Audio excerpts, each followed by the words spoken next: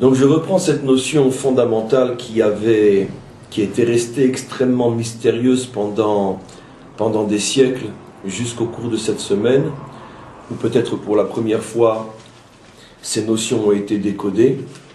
Ce fameux secret donc, qui traverse toute l'histoire de la Kabbalah, qui parle donc de cette brisure des réceptacles avant même la création de notre monde, c'est-à-dire donc que Dieu avait créé une autre réalité avant la nôtre, et cette réalité, selon le langage codé des maîtres, était composée de réceptacles et d'énergie, et ces énergies étaient trop puissantes, elles ont fait sauter les réceptacles. Et on pourrait dire le premier indice pour nous permettre de décoder, le premier indice qui avait été rapporté par le Ari Akadosh, était de dire que cette lumière, cette énergie qui a fait sauter les réceptacles, était la lumière des yeux. Mais il n'en dit pas plus. Et donc il aura fallu attendre des siècles pour qu'on puisse commencer à découvrir et décoder ce à quoi fait allusion cette notion. Alors on a expliqué effectivement cette semaine que l'une des manières de comprendre est la chose suivante. En vérité, ce monde qui a explosé fait aussi, je dis aussi parce que pas que, mais fait aussi allusion à la création des âmes. C'est-à-dire, avant que notre monde à nous soit créé, Dieu a d'abord créé les âmes, c'est-à-dire donc les énergies qui vont permettre à l'être d'exister. On est tous d'accord que l'être, ce n'est pas uniquement le corps, qui n'est qu'une enveloppe. L'être, c'est essentiellement ce qui se trouve dans le corps et qui lui permet d'exister. Ce n'est pas le corps qui pense, ce n'est pas le corps qui ressent, et c'est encore moins le corps qui a des exigences morales et spirituelles. Tout ça sont des forces de l'âme. Et donc, les âmes ont précédé la création de notre monde. Les âmes sont des créatures, elles aussi.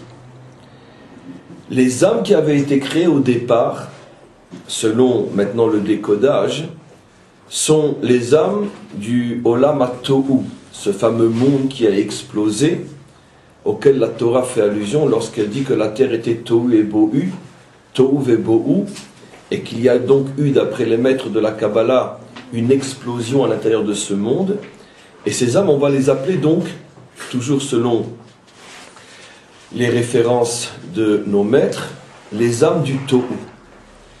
Et qu'est-ce qu'elles avaient de particulier, ces âmes du Tohu? C'est que justement, elles avaient été créées à partir de l'œil, c'est-à-dire décodées. Ces âmes avaient un niveau extrêmement élevé de perception du divin. C'était des âmes, on pourrait dire, d'un niveau spirituel inimaginable, au point qu'elles étaient véritablement en face de Dieu. Elles se savaient vues, elles se voyaient vues. Et donc on a expliqué que justement, parce qu'elles se savaient et se voyaient vues, elles n'ont pas pu supporter finalement ce regard permanent qui s'exerçait sur elles, et donc elles ont explosé. Elles ont explosé, cela signifie à notre niveau qu'il s'est passé quelque chose qui va leur permettre à ces âmes-là d'échapper au regard de Dieu.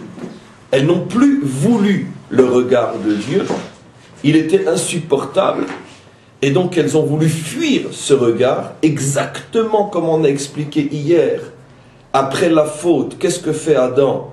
Il se cache, en imaginant qu'il ne sera pas vu, ce qu'on a décodé hier comme étant effectivement une chute sur le plan spirituel. Avant la faute, il voyait que Dieu le voyait. Après la faute, il ne voit plus que Dieu le voit.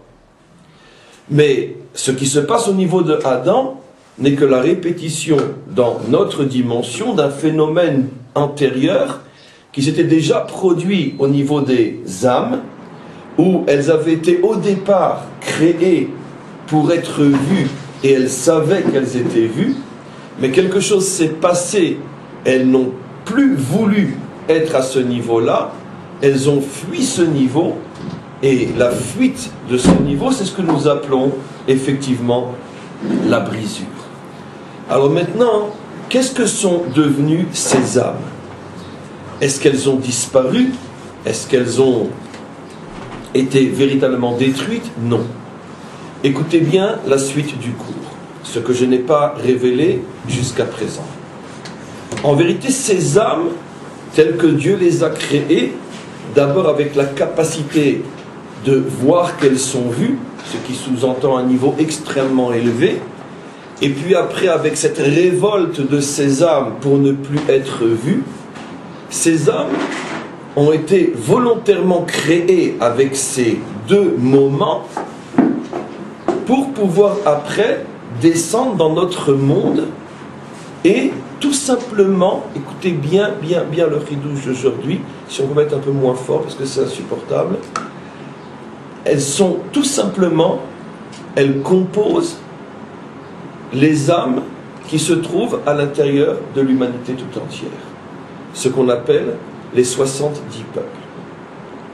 Les 70 peuples qui, selon le code biblique, composent l'ensemble de l'humanité dans toutes les générations. Il s'agit bien sûr d'une décomposition qui n'a rien à voir avec les peuples tels qu'ils sont quantifiés et nommés à l'ONU aujourd'hui ou dans les livres d'histoire hier. Il s'agit d'un regroupage de l'humanité tout entière, quelle que soit sa population. Ce découpage était valable lorsqu'il n'y avait que 1 milliard d'habitants sur Terre et est valable encore aujourd'hui lorsqu'il y a 7 milliards d'habitants sur Terre. C'est un découpage fondamental qui est le découpage de l'humanité. Exactement de la même manière que le temps est découpé en 7, les 7 jours de la semaine, quelle que soit l'époque, il y a toujours 7 jours, non 6, non 8. De la même manière, l'humanité est décomposée selon la même logique. Pourquoi le chiffre 7, c'est un sujet en soi, ce n'est pas notre sujet aujourd'hui. Mais l'humanité est décomposée en 7, elle aussi. Et après, c'est qu'un problème de quantification, mais qualitativement parlant, il n'y a que 70 peuples.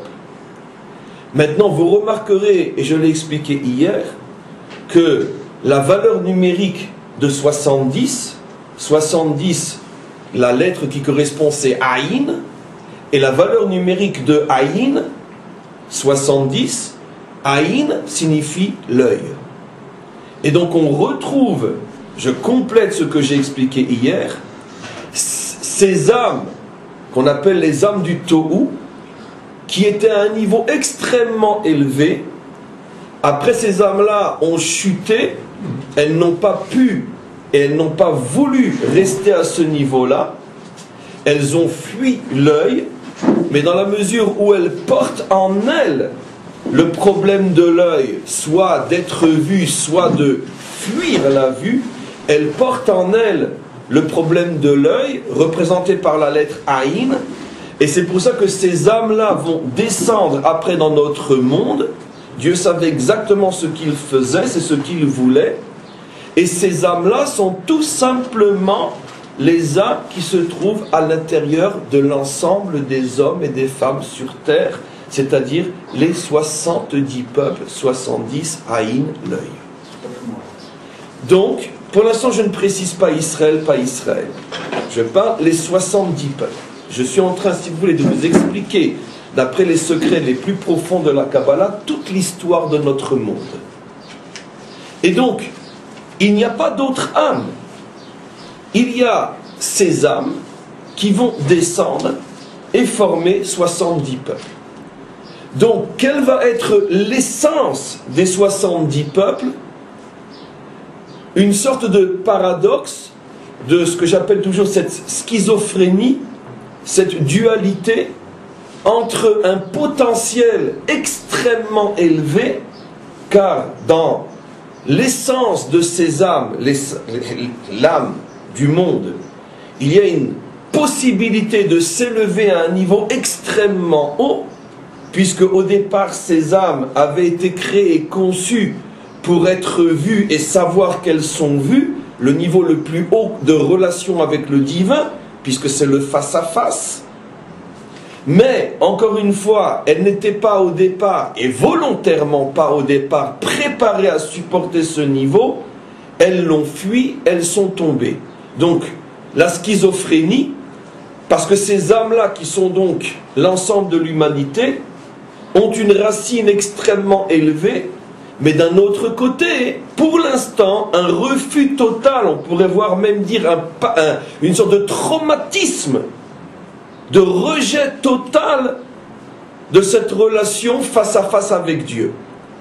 Ce qui veut dire que toute l'histoire de l'humanité terrestre va commencer par un traumatisme, par un rejet, par un refus d'être vu. De là, vous allez comprendre, d'abord je le dis d'une manière très globale, l'origine millénaire de l'idolâtrie. Pourquoi? Très vite et très tôt, d'après notre tradition, déjà au niveau du fils de Adam, le troisième fils de Adam, Adam a eu 3 fils célèbres, Caïn, Avel, il n'est rien resté d'eux, et le troisième, Enoch. Enoch était son petit-fils, pardon. Au niveau du petit-fils, il a eu 3 fils, donc Chet, le troisième, et de lui est sorti Enoch.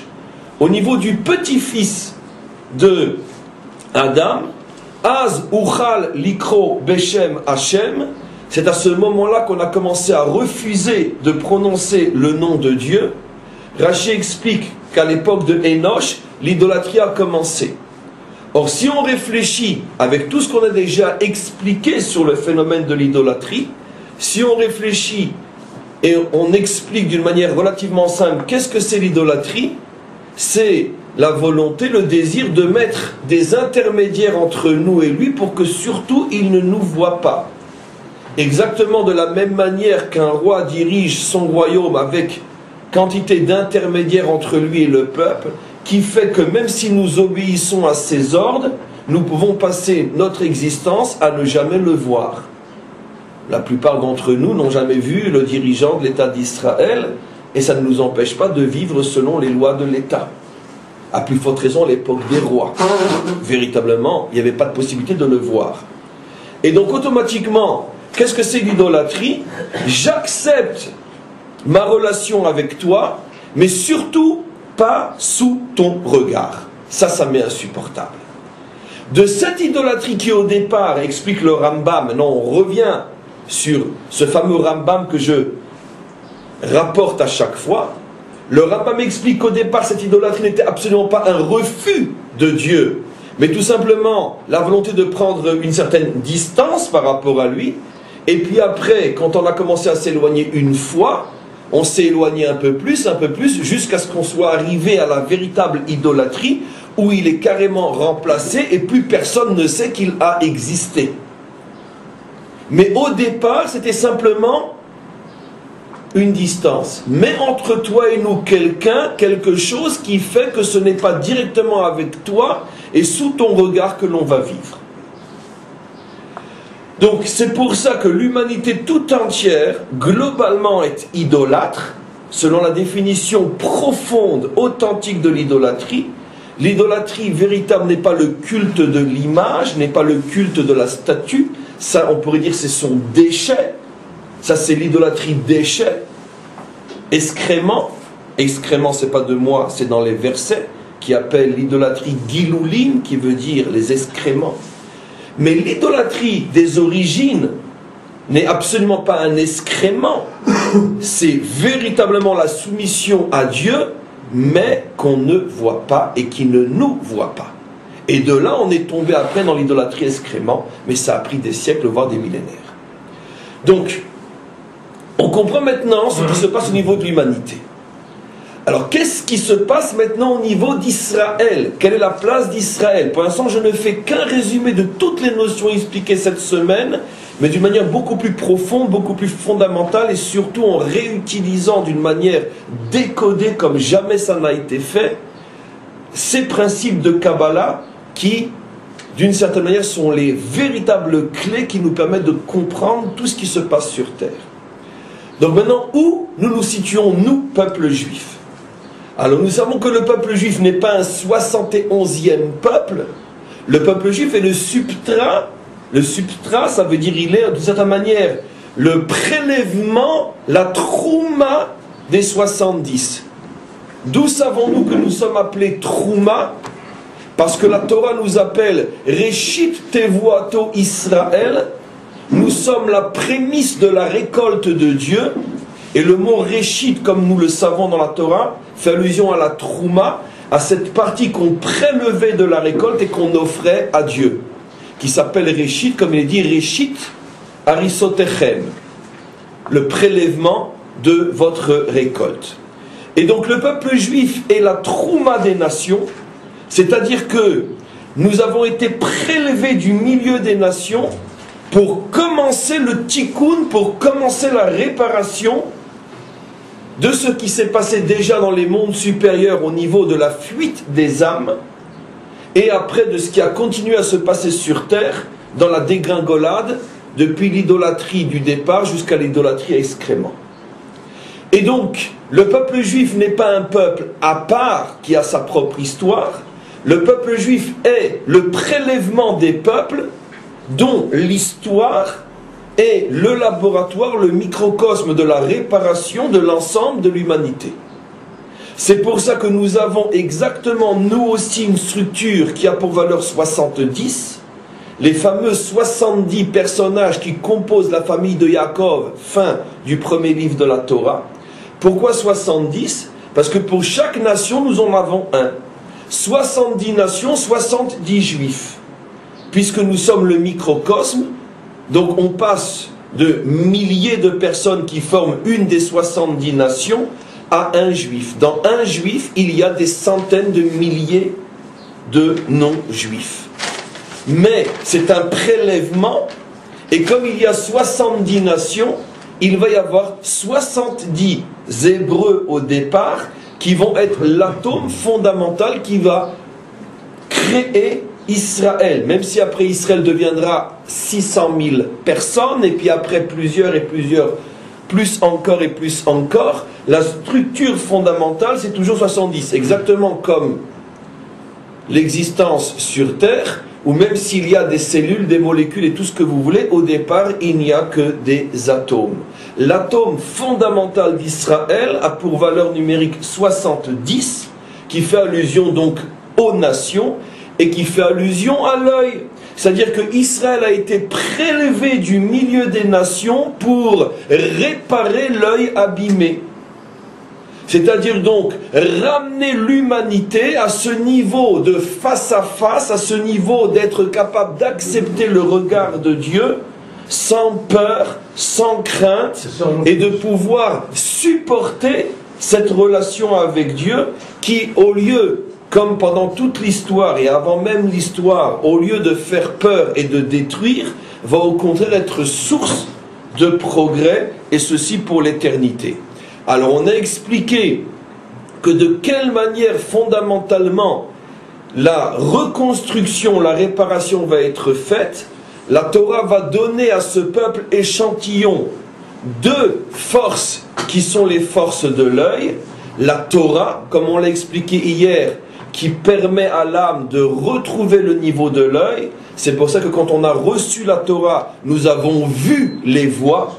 Et de même, la terre d'Israël, comme on l'a expliqué hier aussi, qui est sous le regard de Dieu. Ça, je vous renvoie à tous les cours. Jusque-là, nous avons réexpliqué d'une manière forte, puissante et profonde tout ce qui a été dit hier et avant-hier, mais cette fois-ci, selon le regard, c'est le cas de le dire, véritablement le regard véritable des explications profondes des maîtres qui connaissent les secrets de la Torah, et tels que je les ai décodés aujourd'hui, et tels comme je l'ai expliqué, qui n'avaient jamais été décodés auparavant jusqu'à cette semaine. Maintenant, on va avancer un petit peu plus. J'ai expliqué très globalement que la fuite des âmes va faire donc que ces âmes veulent échapper au regard. Mais sachez que ces âmes vont se scinder en deux groupes d'âmes, en deux catégories fondamentales, chacune d'entre elles va vivre sa fuite, son refus d'être vue d'une autre manière. C'est-à-dire, il y a une catégorie qui, elle, va véritablement, telle que je semble l'avoir expliqué, telle que vous l'avez compris, qui va véritablement tout faire pour ne plus être vue, et une autre catégorie qui, elle, va avoir, d'une certaine manière, une réaction à l'extrême opposé de la première catégorie, c'est-à-dire on va complètement se soumettre et s'écraser devant le regard. J'explique. Quand quelqu'un te regarde et que tu ne supportes pas d'être vu, tu as deux possibilités. Soit fuir le regard, il ne te voit plus, soit parce que tu ne le supportes pas, tu t'écrases et tu t'annules complètement devant le regard. Donnons un exemple simple dans la vie de tous les jours. Dans l'éducation des enfants, il y a deux réactions possibles. Je parle bien sûr avec des images d'Épinal, sans toutes les nuances extrêmement importantes, mais au niveau, on pourrait dire, de la base de ce qui pourrait être l'explication. Il y a deux types de réactions de l'enfant face au regard omniprésent et exagéré des parents. Ça veut dire des parents qui sont trop présents et qui étouffent. Il n'y a que deux réactions possibles. Soit l'enfant s'enfuit, et donc le père ne le voit plus, soit l'enfant perd sa personnalité, il s'écrase complètement, et il n'est donc plus en conflit avec le regard, puisqu'il s'est complètement annulé. Il y a donc deux possibilités, et uniquement deux possibilités, de fuir un regard qui t'oppresse.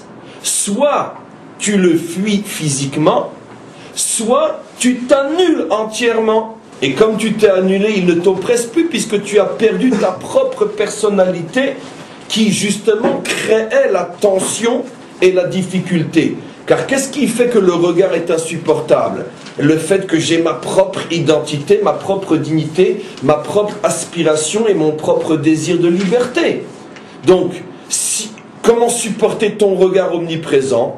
Eh bien, soit j'exprime ce que je suis en te fuyant, et je n'ai plus l'oppression de ton regard, soit je disparais moi, puisqu'il y en a un des deux qui doit disparaître, ou c'est toi ou c'est moi qui disparais. Ce qui veut dire que ces deux réactions d'âme, soit j'existe et c'est toi Dieu qui n'existe pas, soit je n'existe plus et il n'y a que toi qui existe, ces deux réactions vont créer deux types d'âmes qui, quand elles vont descendre sur terre, vont donner naissance à deux types de civilisations que l'on va appeler la civilisation de l'Est et la civilisation de l'Ouest. J'explique. Nous savons, comme nous l'avons dit déjà cette semaine, au tout début de la semaine, que selon le code biblique, l'histoire avance de l'Est à l'Ouest, selon le parcours du soleil. Et en vérité, ce parcours du soleil fait allusion à deux types fondamentaux de civilisation. La civilisation occidentale, appelée, ou plutôt d'abord selon l'ordre, la civilisation orientale, avec toutes ses nuances infinies, que l'on appelle la civilisation de l'Est, et la civilisation occidentale, avec toutes ces nuances infinies, que la Torah va appeler la civilisation de l'Ouest. Maintenant, sachez, et c'est l'un des points extrêmement forts d'aujourd'hui, que ces deux civilisations, l'orientale et l'occidentale, sont les réceptacles de ces deux types d'âmes. On ne choisit pas d'être oriental et d'avoir tous les modes de fonctionnement orientaux. On ne choisit pas d'être occidental et d'avoir tous les modes de fonctionnement occidentaux. On est tout simplement l'expression de l'âme fondamentale qui est en nous. Et il ne serait pas faux, pour simplifier les choses, de dire qu'il y a une âme orientale et il y a une âme occidentale. Une âme est et une âme ouest. Ce qui veut dire une âme est orientale qui, elle, pour résoudre le problème de la tension provoqué par le regard, va faire le choix de la soumission absolue et totale. Il n'y a plus que Dieu qui existe, et l'homme n'est là que pour s'annuler devant lui. Et il y a les âmes de l'Ouest qui, elles, ont choisi d'exister, et pour exister, de refuser l'existence de Dieu. C'est nous qui voyons, mais lui ne voit plus. Dans le langage biblique, ces deux âmes sont représentées par deux personnages extrêmement codés que nous allons décoder pour la première fois aujourd'hui. Pour la première fois depuis que la Torah a été donnée. Ces deux âmes s'appellent Esav et Ishmaël. Esav incarne l'âme de l'Ouest, l'âme occidentale, qui, elle, pour exister, refuse de permettre à Dieu le droit de voir, et l'âme d'Ishmaël, qui, elle, pour exister, dans la mesure où elle ne veut pas de conflit avec le regard divin et ne peut supporter le conflit de ce regard, que ce regard engendre, l'âme d'Ishmaël va choisir l'annulation totale, absolue, la réduction jusqu'à l'explosion totale de l'humain pour Dieu, pour permettre à ce regard de diriger l'histoire. C'est donc ces deux personnages, Esav et Ishmaël, qui incarnent, au niveau des civilisations et des peuples, ces deux attitudes qui vont, encore une fois, représenter toutes les civilisations occidentales ou toutes les civilisations orientales ou extrême-orientales qui ont toutes en commun l'annulation totale devant celui qui porte le nom de Dieu. Maintenant, d'où savons-nous que ces deux personnages, Esav et Ishmaël, sont liés au problème de l'œil? Ça aussi, ça a été révélé. La Torah l'avait écrit, mais pendant des millénaires, ça restait voilé de l'œil, même qu'on le lisait. Et on trouve effectivement deux endroits dans la Torah où, d'une manière extrêmement codée et cachée, la Torah nous met en relation Esav et Ishmaël avec le problème de l'œil. On est extrêmement surpris de voir que quand Agar, la mère de Ishmaël, prend la fuite et que, à plusieurs reprises, un ange se montre à elle et lui dit qu'elle n'a rien à craindre et qu'elle mettra au monde une grande nation et qu'il faut qu'elle retourne chez sa maîtresse, à chaque fois, lorsque Agar appelle celui qui s'est dévoilé à elle, elle le nomme El Roi, le Dieu qui me voit. C'est une chose inimaginable. Personne et jamais on ne pouvait décoder ce que cela veut dire. La mère d'Ishmaël, donc la matrice de la civilisation de l'Est orientale, définit sa relation avec Dieu comme celui qui me voit, celui par lequel je suis vu. El Roi. Et cette appellation va faire force de loi dans la Torah, puisque ce n'est pas seulement Agar qui appelle Dieu celui qui me voit, mais beaucoup plus tard nous retrouvons que Yitzhak lui-même, à la fin de Parshat Chaye Sarah, on nous dit qu'il revient de l'endroit, juste avant de rencontrer sa future épouse Rivka, il revient d'un endroit qui s'appelle El Roi. Il revient de l'endroit qui s'appelle Dieu me voit. Qu'est-ce que Yitzhak faisait là-bas? Et Rashi explique, il avait été rendre visite à Agar, l'ex-femme de son père, pour lui ramener Agar pour qu'il se remarie avec elle, parce que Yitzhak voulait profiter de son propre mariage pour ramener Agar à son père. Et donc on voit que la Torah appelle l'endroit où vit Agar El Roi. des années et des années après que pour la première fois Agar avait appelé l'endroit de la révélation El Roi, le Dieu qui me voit, pour bien nous faire comprendre que cette appellation a fait force de loi et qu'effectivement dans la conception agarique, ishmaélite de Dieu, Dieu est celui qui voit. Mais comme il voit, ça pose un problème. S'il voit, je n'ai donc plus aucune liberté d'être.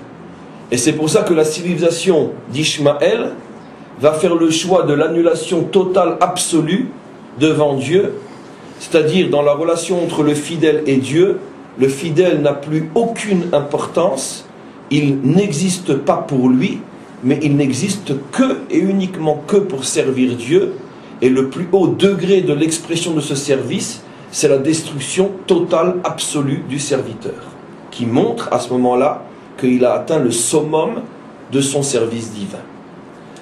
Et donc, la Torah ne s'était donc pas trompée lorsque depuis des millénaires, elle nous avait prévenu que la religion d'Ishmaël s'appelle El Roi, le Dieu qui me voit.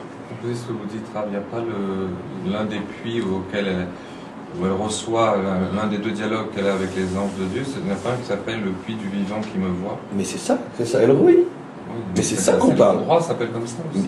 Mais c'est elle qui l'a nommé comme ça, dit Rachid. C'est exactement ce qu'on explique. C'est elle qui a appelé cet endroit le puits, l'endroit du Dieu qui me voit.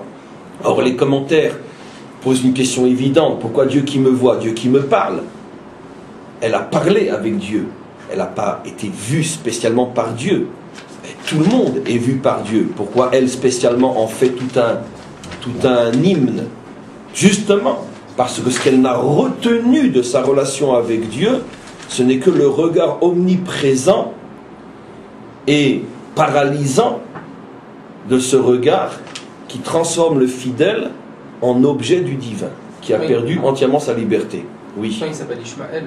Oui. Ishmaël. D'accord. Et alors? On ne peut pas dire qu'il sera au niveau de l'oreille.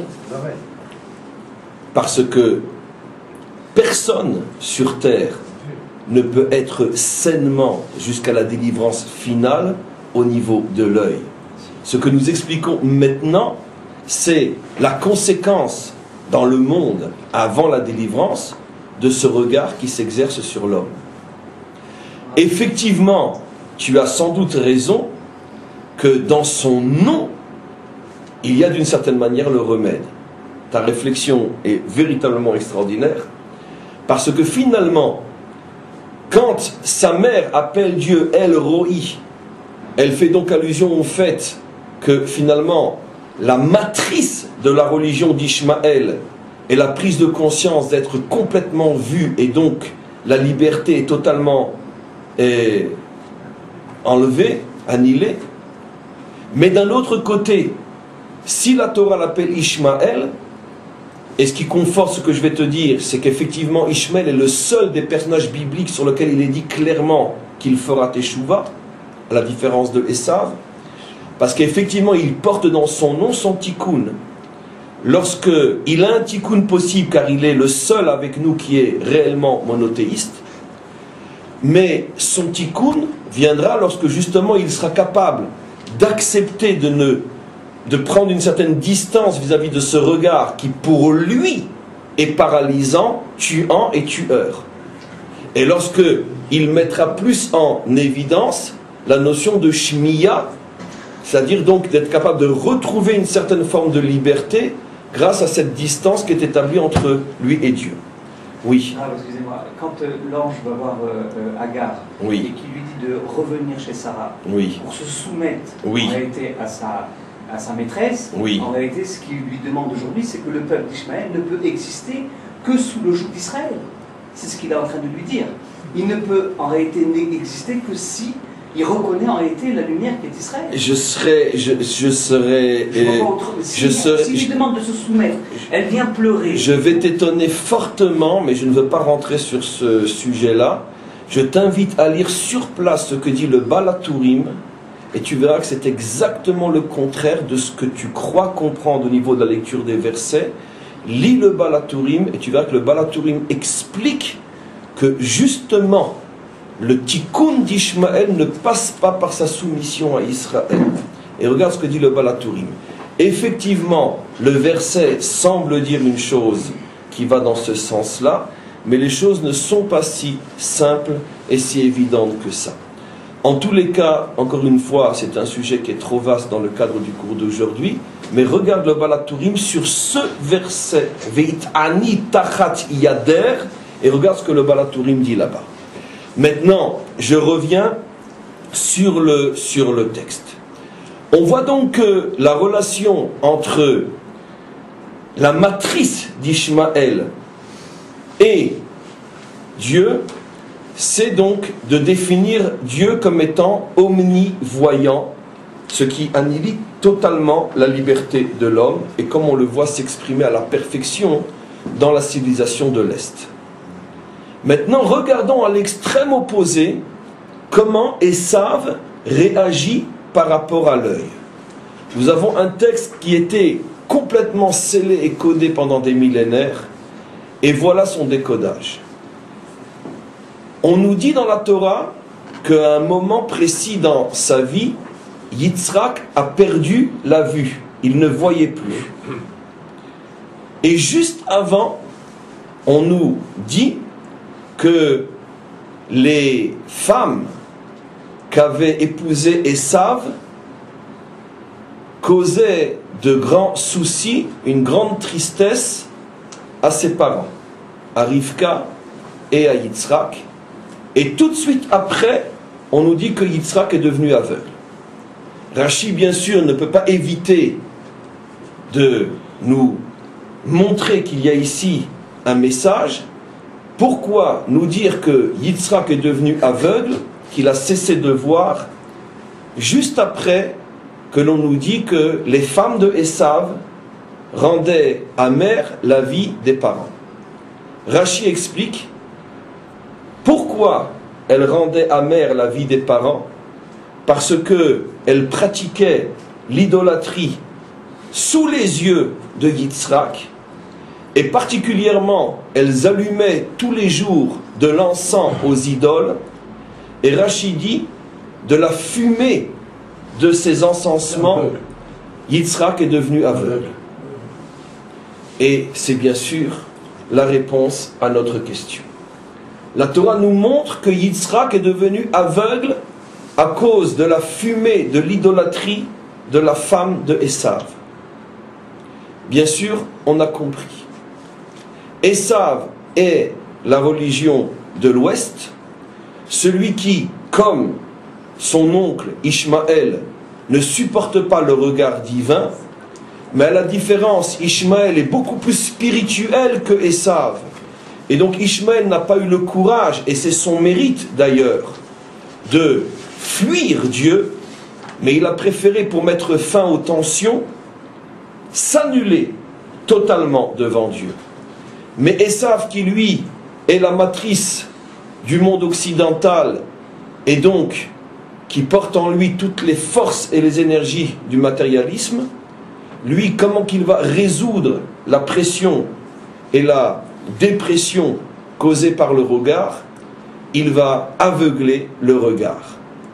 Il épouse une femme qui est capable de faire fermer les yeux. La femme étant toujours, comme on le sait, dans la symbolique biblique, la dimension précisément spirituelle de l'homme, contrairement à ce que l'on croit. Matzah Isha, Matzah Torah, celui qui trouve l'épouse trouve la Torah. La femme, précisément, dévoile quelle est la vraie dimension spirituelle d'un homme. Regarde qui est ta femme et tu sauras où tu en es sur le plan spirituel. Et donc, la femme de Esav est l'incarnation de la véritable spiritualité de Esav. Et qu'est-ce que fait cette femme? Elle rend aveugle Yitzhak. Yitzhak qui incarne le juste pilier du monde, et selon le cours d'hier, le principe de symétrie que je vous ai expliqué, comment le juste établit sa relation avec Dieu, Dieu établit sa relation avec l'homme et le monde. À partir du moment où Yitzhak cesse de voir, on comprend que le message est que Dieu ne voit plus. C'est-à-dire donc que Esav rend aveugle Dieu. Il l'empêche de voir. Il sépare entre l'Église et l'État. C'est-à-dire, l'Église existe, mais il lui est absolument interdit de voir ce qui se passe dans l'État. Et pour empêcher Dieu de voir, selon le cours d'hier, il faut s'attaquer aux véritables yeux de Dieu dans le monde, qui sont bien sûr les yeux d'Israël. Et c'est pour ça qu'à Strasbourg, on a bandé les yeux à la synagogue.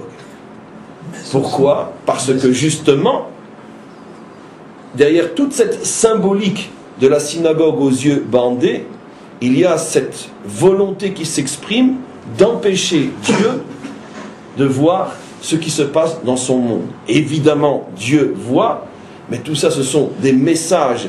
Et ce qui nous intéresse surtout, la manière dont la civilisation de l'Ouest comprend et voit, c'est le cas de le dire, et voit les choses. Donc on a retrouvé nos deux sources fondamentales dans la Torah. D'où sait-on que Esav fait le choix de l'aveuglement, et d'où sait-on que Ishmaël fait le choix de la soumission? On va avancer plus encore. On comprend donc maintenant que Israël, lui, qui est la trouma, qui est le prélèvement des peuples, doit à la fois faire le tikkun, la réparation de ce que Esav fait et de ce que Ishmaël fait.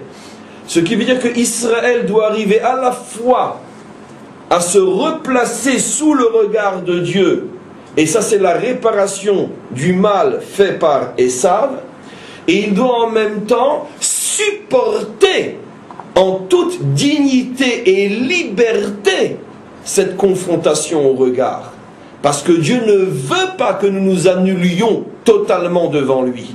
Il veut que nous soyons des hommes dignes et libres, capables de se tenir face à face dans une véritable association où chacun des deux partenaires a toute sa dignité. Et donc le judaïsme refuse l'idée d'une soumission-démission. Et donc automatiquement, Israël doit se replacer sous le regard de Dieu, mais non à la manière d'Ishmaël qui détruit l'homme pour Dieu, mais à la manière du juif qui construit l'homme avec Dieu. Et ça va être donc tout le tikkun de l'histoire d'Israël. À la fois réparer le mal fait par Esav, et à la fois le mal ou l'erreur causée, amenée par Ishmaël. Et de là, on va en arriver à une autre révélation extrêmement importante sur une notion qui était elle aussi complètement scellée et qui se dévoile aujourd'hui. Vous savez que dans leur langage codé, les maîtres d'Israël ont expliqué que lorsque le monde du Tohu a explosé, il a explosé en 288 morceaux. Pendant des siècles et des siècles, tous les maîtres d'Israël se sont posé la question pourquoi 288 morceaux? Le Hari Akadosh, le plus grand de tous, a commencé à expliquer, et a totalement expliqué, mais selon un art dont il est le seul à avoir le secret, il a tellement codé ce qu'il a expliqué que même s'il n'avait rien expliqué, ça aurait été encore plus compréhensible qu'après avoir commencé à expliquer, tellement c'est codé. Il donne dans son livre Etz HaChaim, et surtout dans son livre Otzrot HaChaim, il donne quantité d'explications vers la fin du livre Otzrot HaChaim, pourquoi le chiffre 288, Rapach, mais ça reste extrêmement scellé. Mais aujourd'hui, on peut comprendre les choses de sorte que chacun d'entre nous, même s'il n'est pas profondément versé dans la Kabbalah, peut comprendre ces notions-là à partir du moment où d'autres ont fait le travail pour tous. Et l'explication est la suivante. Le chiffre 288 se décompose en deux autres chiffres, qui sont le chiffre 202 et le chiffre 88, qui est 86. 202 plus 86, ça fait 288. Et si vous me demandez qu'est-ce que j'ai expliqué en décomposant 288 en deux autres chiffres, apparemment tout aussi incompréhensibles que le premier, 280, 202 et 86. Alors je vous expliquerai la chose suivante. Lorsque Yaakov a rencontré Esav, après 22 ans de séparation, après que Yaakov ait pris la fuite, s'est réfugié chez Lavan, a construit sa propre famille et est revenu en terre d'Israël, il y a la rencontre entre Esav et Yaakov.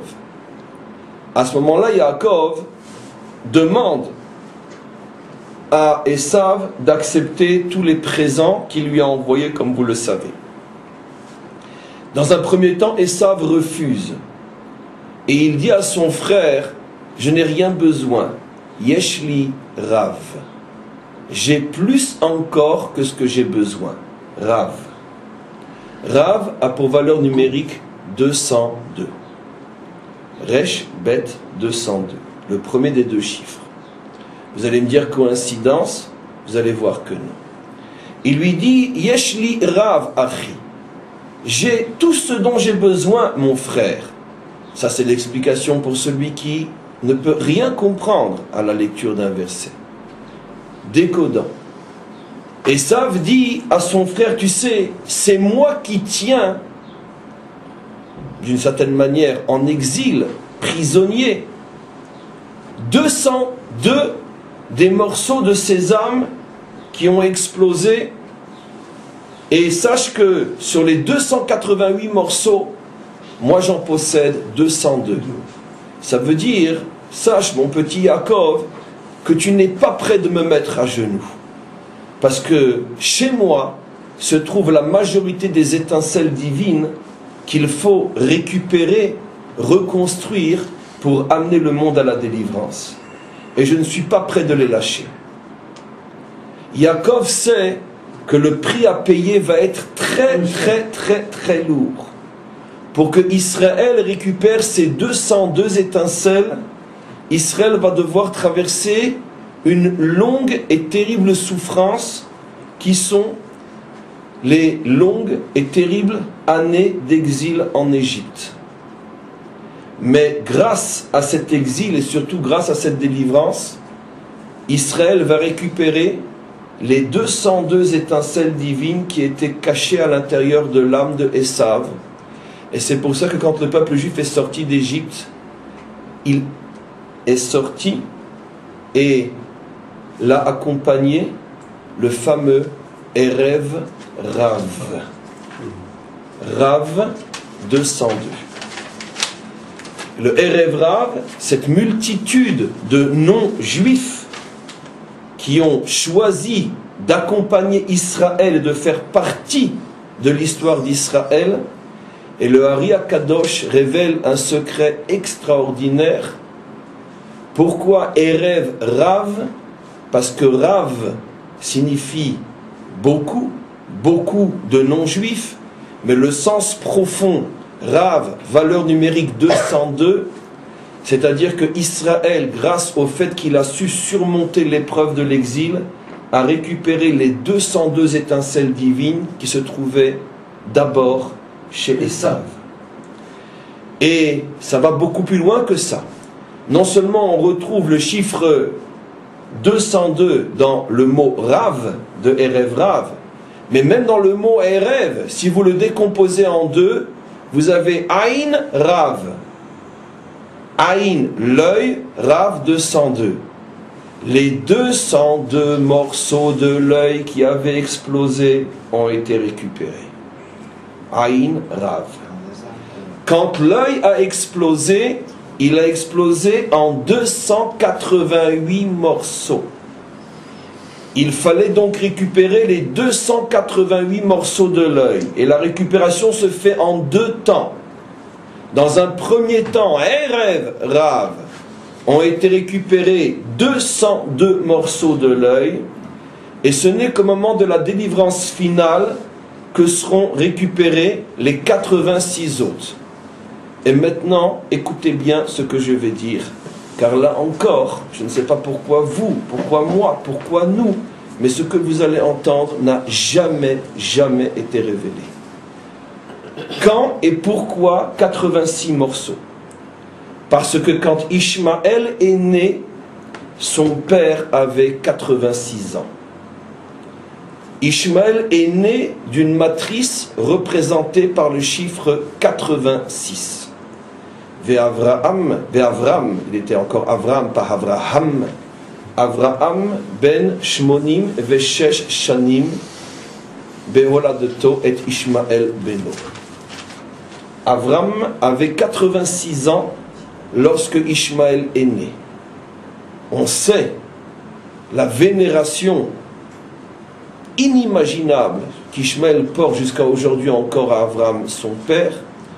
C'est pas tout à fait le même père que le nôtre, car nous sommes les enfants d'Avraham, lui est l'enfant d'Avram, car quand il avait 86 ans, il s'appelait encore Avram.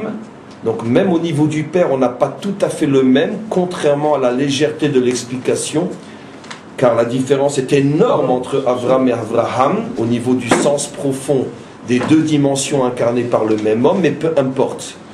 En tous les cas, il avait 86 ans. Or, c'est extraordinaire.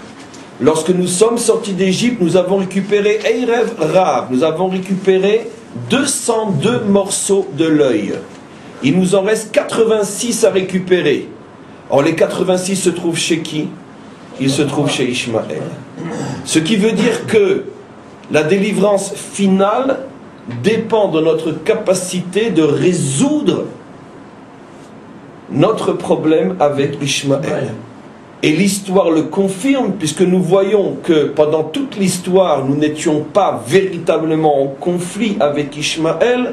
Nous avons surtout dû supporter et souffrir de Esav. Je parle en tous les cas de cette dernière partie d'histoire qui est la plus importante de toutes, car aucun exil n'a duré aussi longtemps que le nôtre, 2000 ans déjà. Et ce n'est qu'en fin d'histoire que tout d'un coup surgit, comme jamais dans notre histoire, le conflit avec Ishmaël. Pourquoi le conflit avec Ishmaël surgit en fin d'histoire? Parce que chez Ishmaël se trouvent 86 morceaux d'œil que nous devons récupérer pour reformer et reconstruire totalement l'œil qui est composé de 288 morceaux. Déchiffrer en bon français, ça veut dire quoi? Nous avons expliqué que le problème de Esav, c'est qu'il refuse d'être vu par Dieu. Il sépare totalement le ciel de la terre. Notre Père qui êtes aux cieux, surtout restez-y. Il sépare entre l'Église et l'État. Il refuse d'être vu. Depuis la naissance d'Israël, nous portons en nous la réparation à ce problème. Car s'il y a bien un peuple sur terre qui supporte, accepte, bon gré, mal gré, râlant, pas râlant, facile, pas facile, mais qui supporte le regard de Dieu, c'est bien le peuple juif. Parce qu'avec tout ce qu'il nous a déjà fait comme sale coup, et qu'on ne l'a pas encore envoyé balader, c'est clair qu'il peut être fier de nous. Nous acceptons ce regard omniprésent qui ne nous lâche pas, qui nous fait monter et descendre, monter sur le paradis du Sinaï et descendre dans l'enfer des fours crématoires. Nous supportons ce regard, nous ne l'avons jamais abandonné et nous l'accepterons jusqu'à la délivrance finale. C'est pour ça que dès le début de l'histoire juive, nous avons fait le tikkun en tant que peuple. Nous avons fait le tikkun du Rav, des 202. Israël a fait le choix d'être le peuple qui jamais ne fuira le regard de Dieu.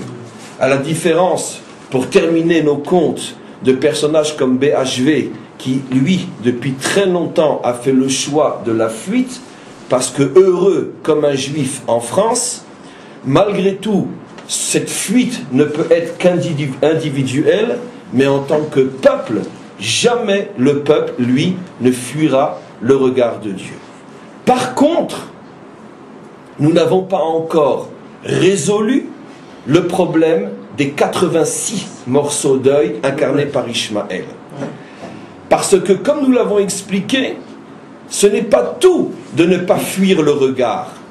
Encore faut-il vivre comme un homme face à ce regard. Et ça, il va nous falloir toute l'histoire juive et surtout la fin de l'histoire juive, pour véritablement réussir et prouver au monde entier que l'on peut vivre sous le regard de Dieu, sans le fuir ou sans disparaître sous ce regard. Que la Torah nous donne véritablement le moyen d'être des hommes, avec tout ce que cela signifie, vus par Dieu. Mais cette chose-là ne se dévoilera véritablement qu'avec la délivrance finale. Alors maintenant, on va encore pendant 10 minutes, un quart d'heure, terminer le cours. C'est un peu plus long aujourd'hui parce que c'est un cours qui est fondamental et qui, d'une certaine manière, est à lui seul une clé qui ouvre toutes et absolument toutes les portes de la Torah, écrites, orales, dévoilées et secrètes. Ce cours pourrait être d'une certaine manière l'apogée d'une vie, l'apogée d'une sagesse, car après ce cours, je pense qu'on ne peut plus rien rajouter qui ne sera pas déjà contenu dans ce cours.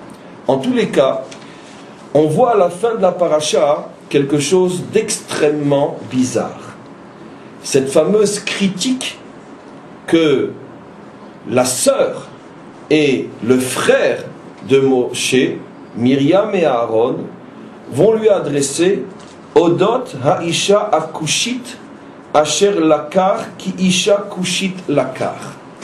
Un texte extrêmement mystérieux que Rashi tente tant bien que mal d'expliquer, mais tout celui qui regarde Rashi avec un minimum d'honnêteté sent que Rashi semble aussi, volontairement bien sûr, rester dans le flou et il n'explique pas, plutôt il refuse d'expliquer plus encore que ce qu'il explique. Qui c'est cette Isha Kushit, qui c'est cette femme noire, et pourquoi l'ont-ils critiqué d'avoir épousé une femme noire? D'où vient-elle? Son nom n'est même pas prononcé, de qui il s'agit? Et surtout, ce qui est encore beaucoup plus stupéfiant, c'est pourquoi tout d'un coup ils attendent, parce qu'apparemment il est marié avec cette femme-là, pas depuis aujourd'hui. Donc pourquoi ils attendent cette paracha pour tout d'un coup voir qu'il est marié avec une femme noire? Et pourquoi ça leur déplaît? Sont-ils racistes? Et de plus, la réponse qui va être apportée ne correspond pas du tout au problème. Qu'est-ce que Dieu va répondre globalement? Je vous invite à le lire, mais je ne veux pas le lire parce qu'on a peu de temps. Mais globalement, quelle va être la réponse? Dieu se met en colère contre Myriam et Aaron. Comment osez-vous parler à mon serviteur qui est le plus humble des hommes? Je paraphrase. Il n'y a pas comme Moshe, mon serviteur sur terre, lui le plus humble des hommes. Comment osez-vous parler de la sorte à mon serviteur alors que vous, écoutez-moi bien, mais ce que je vais dire, vous avez déjà tout compris puisque c'est une semaine de cours, alors que vous êtes incapable de me voir face à face et que lui peut me voir face à face. Voilà comment se termine notre paracha. Vous êtes incapable de me voir face à face, mais lui peut me voir face à face. De quel droit osez-vous ouvrir la bouche contre lui? Je précise juste comment, parce que c'est d'une beauté inimaginable, comment la Torah explique que eux ne voient pas et lui voient. En ce qui les concerne, le verset dit: vous me voyez comme on voit quelqu'un à travers une glace. Quand quelqu'un est dans un angle et que son visage est reflété sur la glace et vous êtes dans l'autre angle, vous voyez la personne. Mais en réalité, ce n'est pas lui que vous voyez une personne virtuelle. Son reflet, c'est lui, mais ce n'est pas lui. Hachem dit à Myriam et Aaron: tout grand prophète que vous êtes, vous me voyez comme on voit quelqu'un dans un miroir. Ce n'est que mon reflet, mais ce n'est pas moi. Lui est le seul homme sur terre, avant, pendant et après, jusqu'au Mashiach, le seul homme qui me voit directement sans passer par un miroir. Donc on ne comprend pas. On l'accuse d'avoir épousé une femme noire et puis après on répond: lui est un vrai prophète et pas vous, ou plutôt non, bien sûr vous êtes des grands prophètes, mais vous me voyez à travers un miroir et lui est le seul qui me voit directement. De quoi on parle ici?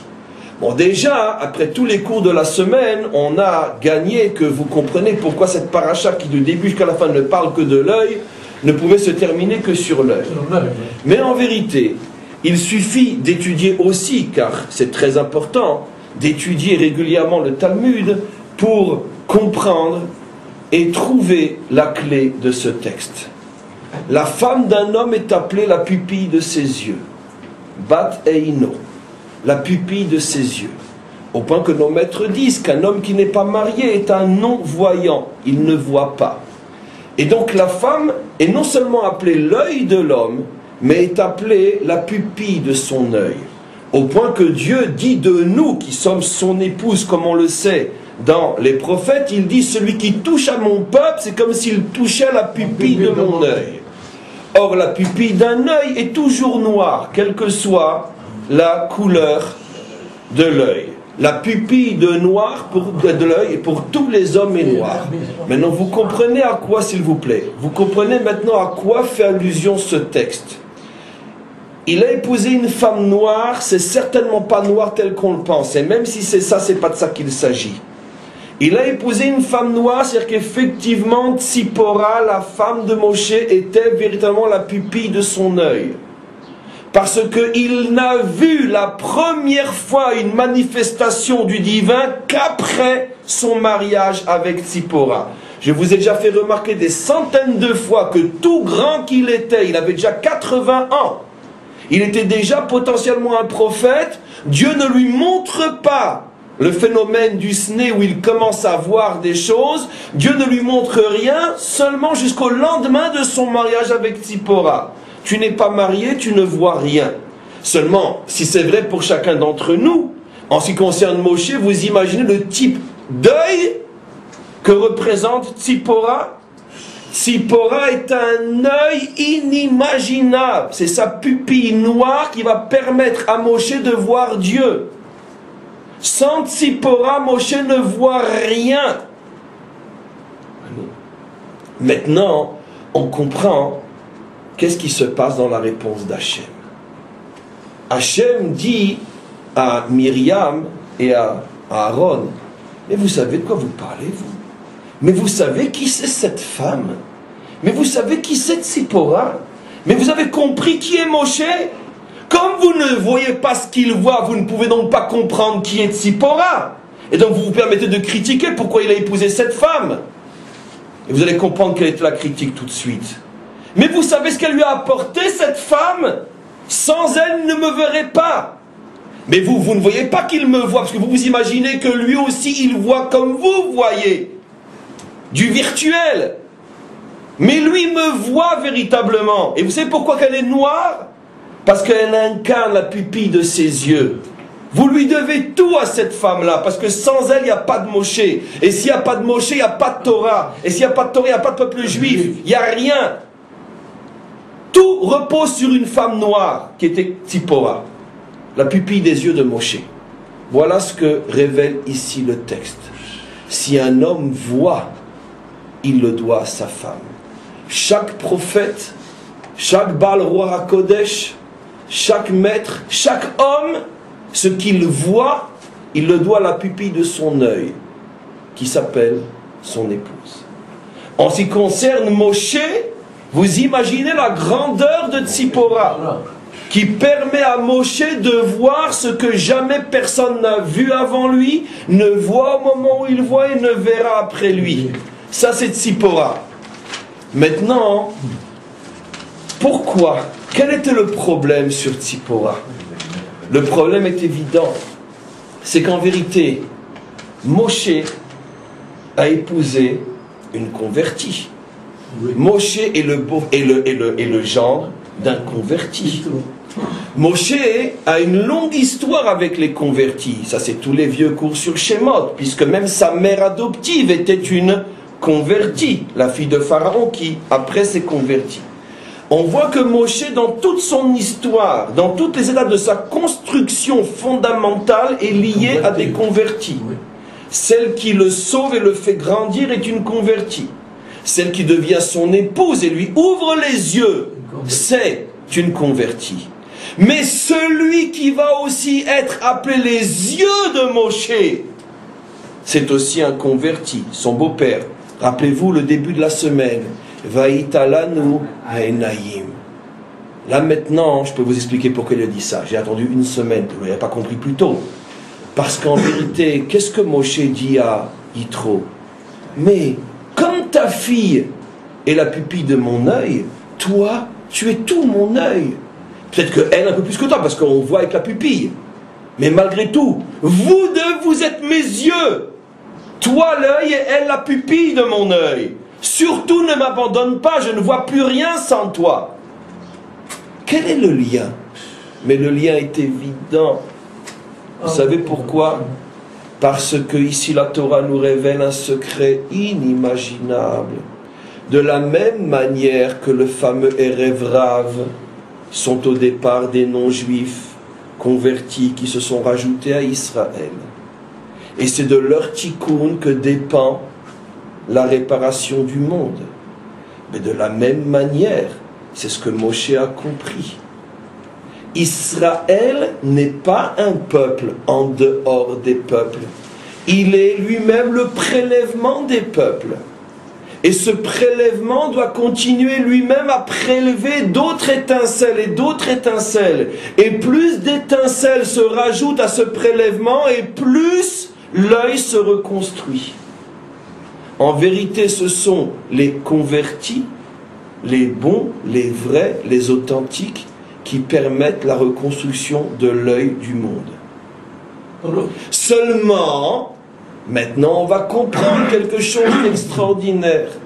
Selon le principe fondamental que partout où l'enjeu spirituel est énorme, les forces contraires qui empêchent la construction sont énormes elles aussi, où vont se trouver le plus de possibilités de s'élever, en même temps le plus de possibilités de chuter et de faire chuter, précisément au niveau de ces âmes-là.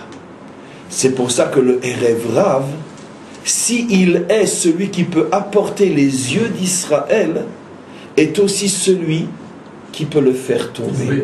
C'est pour ça que la Torah nous montre que le Erev Rav, souvent dans notre histoire, a fait tomber Israël.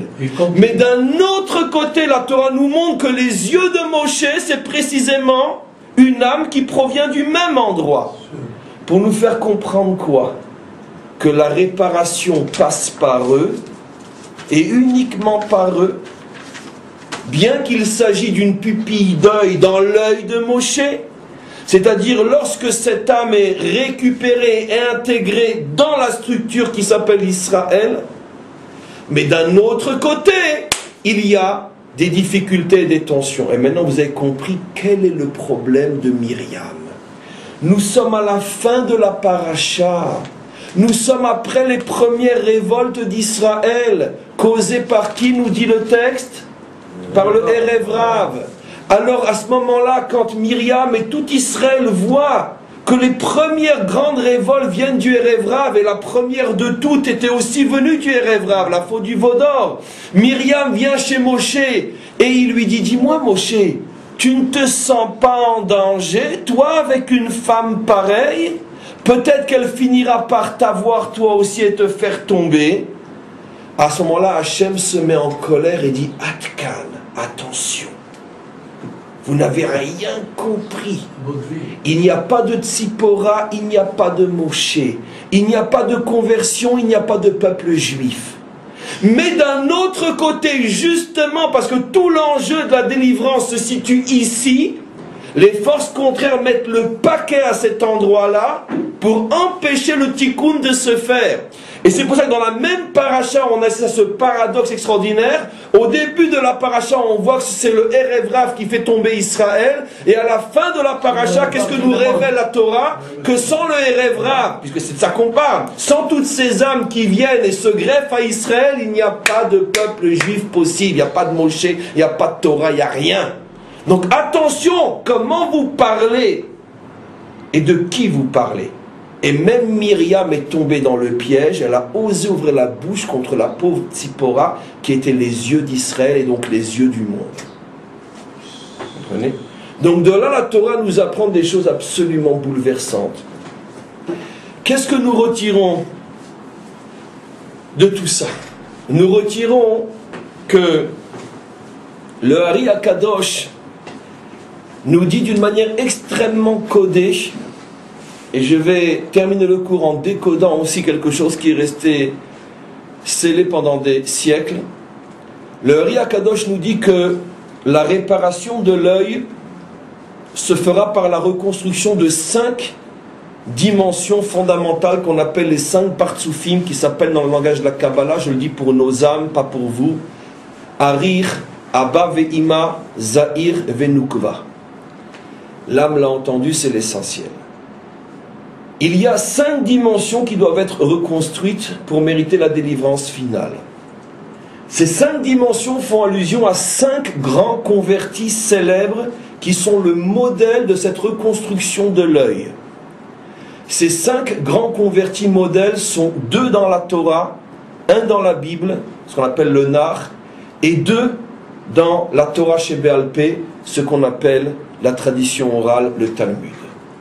Les 2 célèbres convertis modèles de la Torah écrite sont bien sûr le père et sa fille, Yitro et Tzipora, qui sont devenus l'œil de Moshe. L'un le pourtour de l'œil et l'autre la pupille de l'œil. Le converti célèbre de la Bible, c'est bien sûr, il n'y en a qu'une, c'est Ruth.